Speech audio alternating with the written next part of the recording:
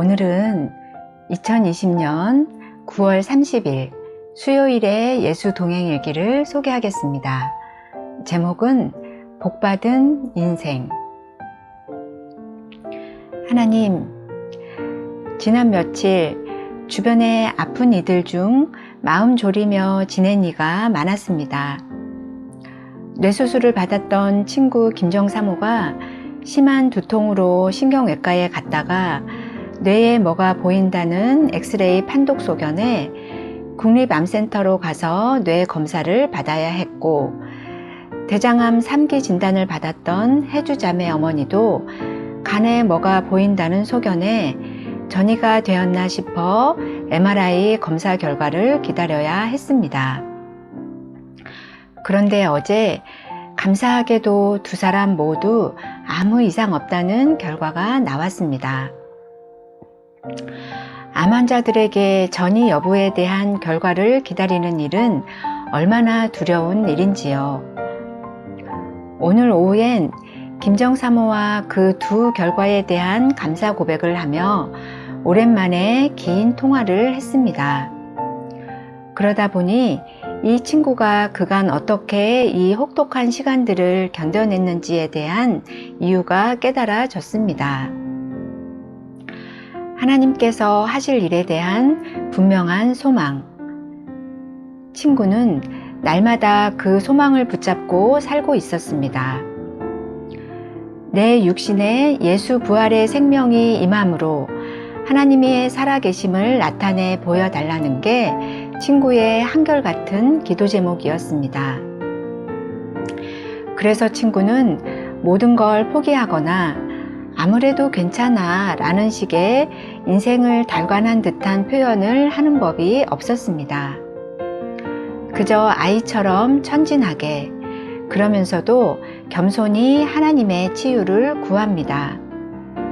그리고 자신과 같은 처지의 암 환자들에게 따뜻이 손을 내밀어 예수님을 의지하자 라고 말하고 싶어 합니다.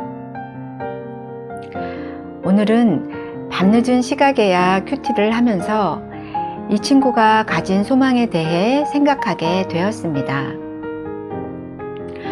우리가 항상 예수의 죽음을 몸에 짊어짐은 예수의 생명이 또한 우리 몸에 나타나게 하려 함이라.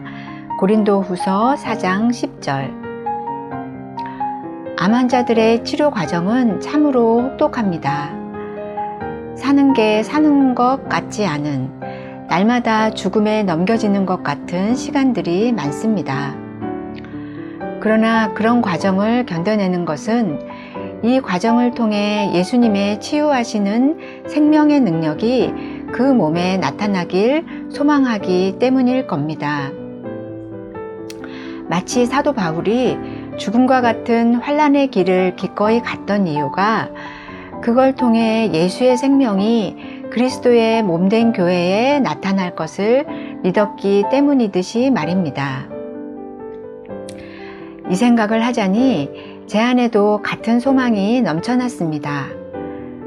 우리 걷는 인생길, 비록 고난이 끊이지 않는다 해도 하나님께선 결코 그 고난을 고난으로 끝맺지 않으시겠구나 하고 믿어졌습니다.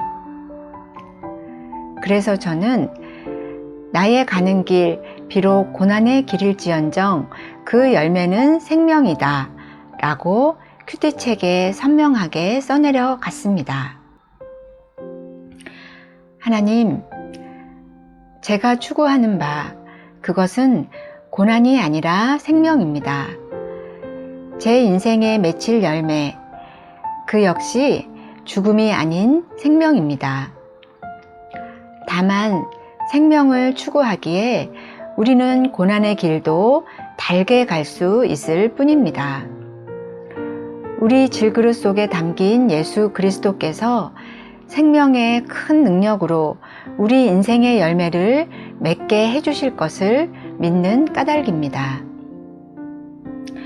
하나님, 오늘 밤은 이 생각으로 가슴이 무장무장 부풀어 올랐습니다.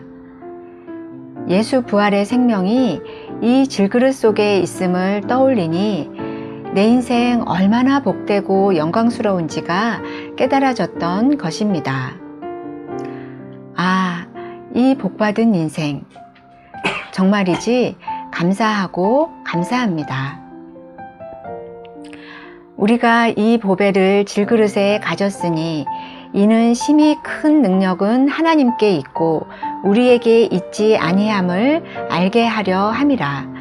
우리가 사방으로 우겨쌈을 당하여도 쌓이지 아니하며 답답한 일을 당하여도 낙심하지 아니하며 박해를 받아도 버림받지 아니하며 거꾸러뜨림을 당하여도 망하지 아니하고 우리가 항상 예수의 죽음을 몸에 짊어짐은 예수의 생명이 또한 우리 몸에 나타나게 하려 함이라.